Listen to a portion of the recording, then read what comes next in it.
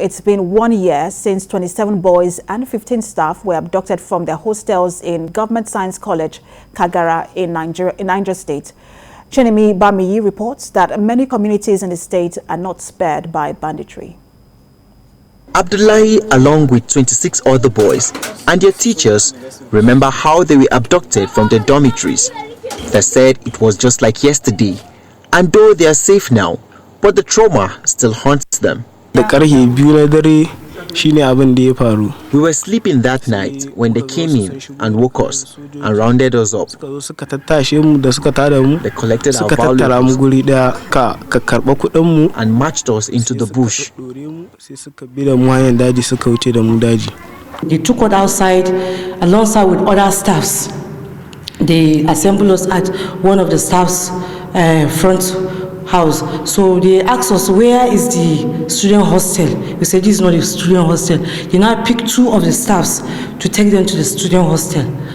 When they went there, they now went and picked some of the students and joined us alongside with the student and asked us to move on. We started moving on. They were chasing us like goats.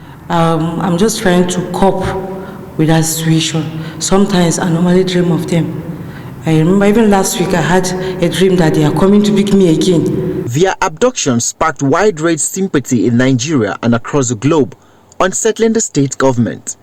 But the Niger state government didn't sit idly by as they went into negotiations with the bandits and secured their release after 11 days in captivity. It was a big burden, for us at that time to see that, the bandits had taken to kidnapping students. The first response was to ensure that at least the students were returned unhurt.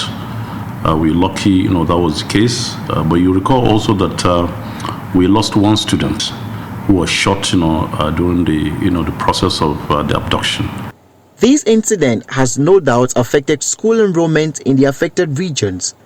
Parents have stopped their children and warned some going to school for fear of being kidnapped.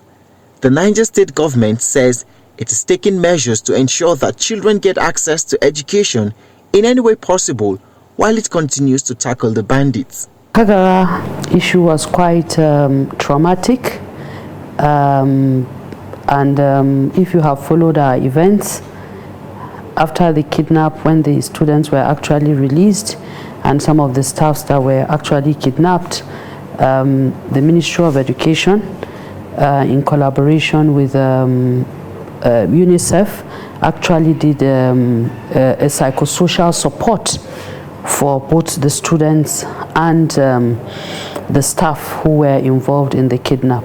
Amidst the serious insecurity we have a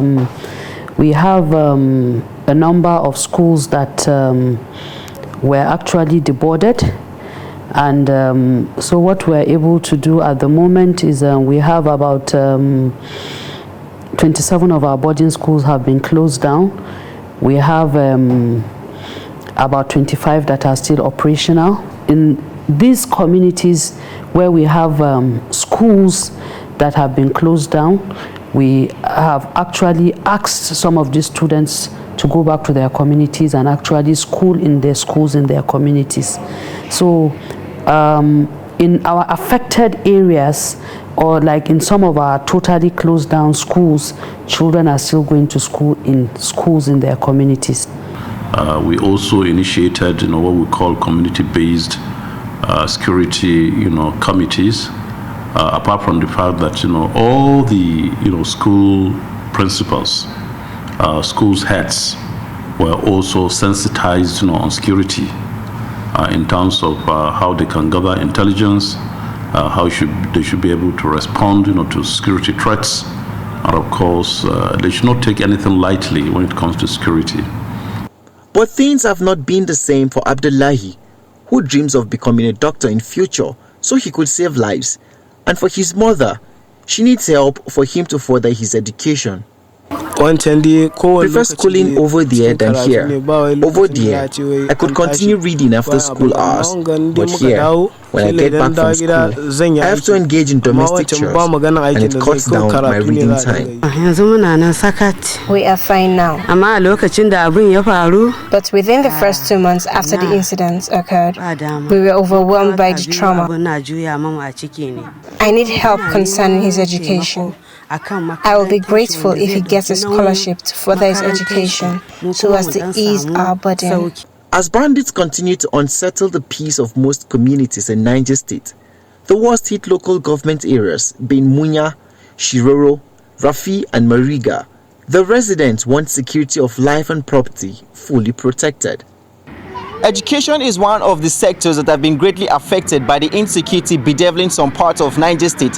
Students that live in these volatile regions are forced to stop schooling because of the constant attacks in their communities, except for people like Abdullahi that are repatriated to urban centers to continue their education. A new challenge that the government is dealing with is finding ways that these children will continue their education without necessarily going to the four walls of classrooms. Chenemi Bamaiyi, TVC News.